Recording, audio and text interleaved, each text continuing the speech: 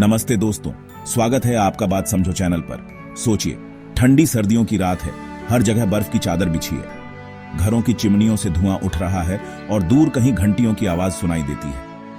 तभी एक लाल कपड़े पहने दाढ़ी वाले बूढ़े इंसान के ठहाके सुनाई देते हैं। ये सांता क्लॉज हैं।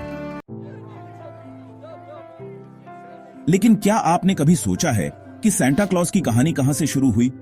आज के इस एपिसोड में हम आपको ले चलेंगे सांता क्लॉज के अनोखे सफर पर। जानेंगे उनकी शुरुआत, उनकी अनोखी परंपराएं और वह कैसे बने दुनिया भर में बच्चों के पसंदीदा। तो वीडियो को अंत तक देखें क्योंकि यह कहानी वाकई दिलचस्प है। सांता क्लॉज की शुरुआत होती है 4वीं सदी के एक पवित्र इंसान सेंट निकोलस से। वह वर्तमान तुर्की के मायरा शहर के एक धर्मगुरु थे। सेंट निकोलस अपनी दयालुता और गुप्त दान के लिए मशहूर थे। उनकी सबसे प्रसिद्ध कहानी 3 गरीब बहनों की है जिनकी शादी दहेज के बिना नहीं हो सकती थी। सेंट निकोलस ने गुप्त रूप से उनके घर में सोने की थैलियां फेंकी जिससे उनकी शादी हो सके। यहीं से गुप्त तोहफे देने की परंपरा शुरू हुई जो बाद में सांता क्लॉज के किरदार का आधार बनी। सेंट निकोलस की कहानियां यूरोप में फैलने लगीं। नीदरलैंड में उन्हें सिंटरक्लास के नाम से जाना गया। हर साल 25 दिसंबर को वह बच्चों को गिफ्ट देने आते थे। जब डच लोग अमेरिका आए तो उन्होंने इस परंपरा को साथ लाया। 18वीं सदी में सिंटरक्लास का नाम धीरे धीरे बदलकर सांता क्लॉज हो गया। सांता क्लॉज की छवि 19वीं सदी में पूरी तरह बदल गई। 1823 में लिखी गई कविता "ट्वाज द नाइट बिफोर क्राइसमस" ने सांता क्लॉज को एक मोटे, खुशमिजाज इंसान के रूप में दिखाया। इस कविता में पहली बार बताया गया कि सांता अपनी स्लेज में बैठकर उड़ते हुए आते हैं जिसे 8 रेंडियर खींचते हैं। वह बच्चों के घरों की चिमनियों से घुसकर तोहफे रखते हैं।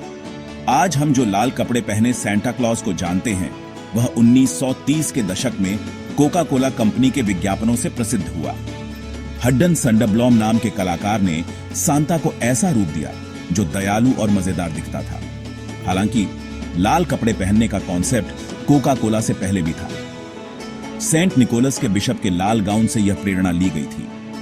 सांता क्लॉज की कहानी में नॉर्स माइथोलॉजी का भी योगदान है। ओडिन नाम का एक देवता जो बर्फीले तूफान में उड़ता था, उसकी छवि से सांता की स्लेज और उड़ने वाले रेंडियर का विचार आया।